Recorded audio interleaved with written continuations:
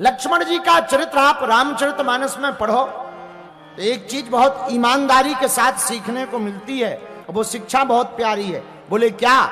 लक्ष्मण जी बहुत बार जोश में आए, लेकिन लक्ष्मण जी ने होश नहीं खोया।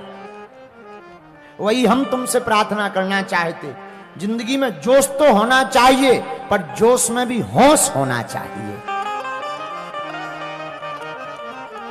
नानक अपनी वाणी में कहते, पिबत रामरस चढ़त खुमारी। रामरस पीते ही खुमारी चढ़ती है। इसी को रामानंदाचार्य ने सुरती कहा, नानक ने खुमारी कहा, रामानंदाचार्य जी ने इसको सुरती कहा, बुद्ध ने भी सुरती कहा। लेकिन ये खुमारी और सुरती है क्या? हमारी मति कहती है ना पूरा बेहोश ना पूर्ण होश, ना पूरे बेहोश में रहना ना पूर्ण होश में रहना, इसी का नाम खुमारी है। भैया जो सावधान हो जाता है, जो जोश में भी होश नहीं खोता है, उसकी जिंदगी एकदम पवित्र निर्मल होती है और वो लक्ष्य को पा जाता है।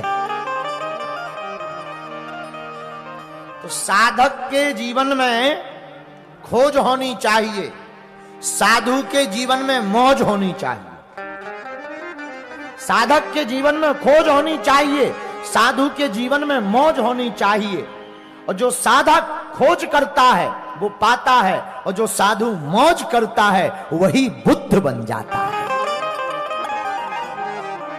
इसलिए आज की कथा का सूत्र सभी इंदौर के पागल नोट कर लें, हमें क्रोध में नहीं बोध में जीना चाहिए।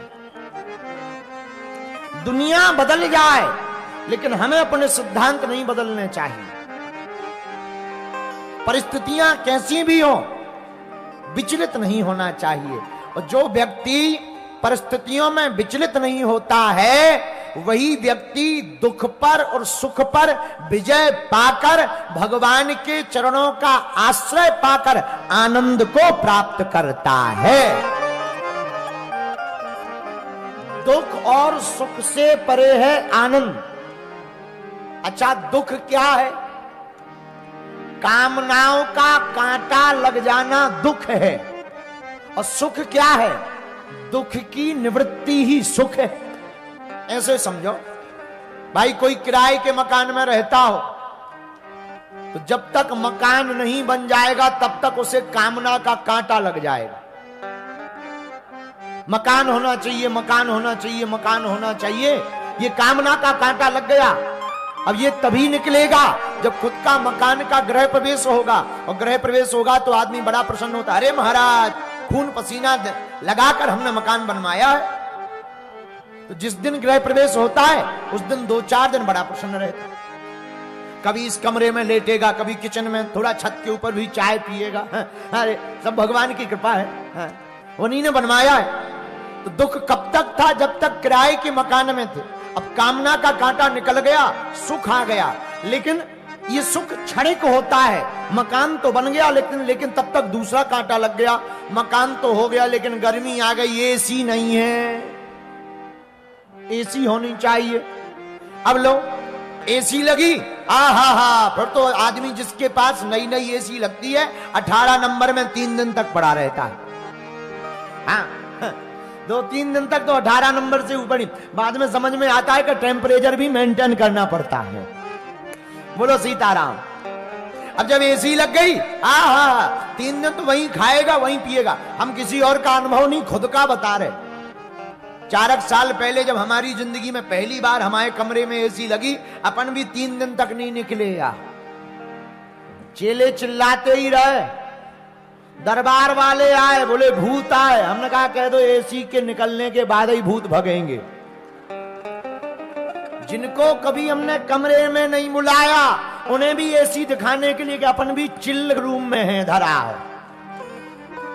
हाँ, और 3 दिन तक पड़े रहे, वहीं नहाएं, डुप फिर पड़े, और फिर थोड़ा चटर पटर करें, 20 नंबर करें, 18। ज्यादा ही ठंडी कर रही भाई एसी, थोड़ा कंबल लाओ।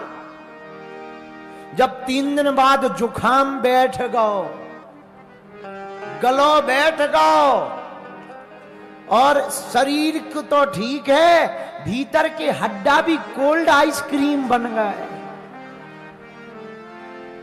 तब फिर भीतर के गर्ग जी बोले अरे निकलो। तब फिर समझदार लोग मिले, उन्होंने समझाया 18 नंबर में गुरुजी तप जाओगे, कम से कम 24 पे तो रखो। तो कामनाओं का कांटा मकान हो जाए, एसी हो जाए तो 2-3 दिन तो बड़ी प्रसन्नता रहती, पर नई कामना का कांटा लगता। बोले क्या? बोले मकान तो हो गया, एसी तो हो गई, लेकिन पड़ोसी अपनी मोटरसाइकिल से मार्केट जाता है, अगर खुद की मोटरसाइकिल हो जाए, लो नया दुख आ गया। और अगर मोटरसाइकिल भी लिप गई, अब तो ठीक है भैया, मकान होगा, एसी हो गई, मोटरसाइकिल गुरुजी और तो सब ठीक है, बरसात में मोटरसाइकिल में चलने में बड़ी दिक्कत हो जाती, तो एक छोटी सी कार लिप जाए, बहुत बढ़िया रहे। अब छोटी कार लिप गई, चलो आशीर्वाद, जाओ कार लिप गई, अब जा, अब पूरा हो गया। गुरुजी डीजल बहुत महंगो है, तनक व्यापार चल जाए। अरे भाई ठीक है, आशीर्वाद है, जाओ व्यापार चल जाए, अब तो ठीक है, अब कोई जरूरत नहीं। गुरुजी कार के पहिया बहुत छोटे हैं, आपने 800 लिवाई, बोलेरो हो जाए।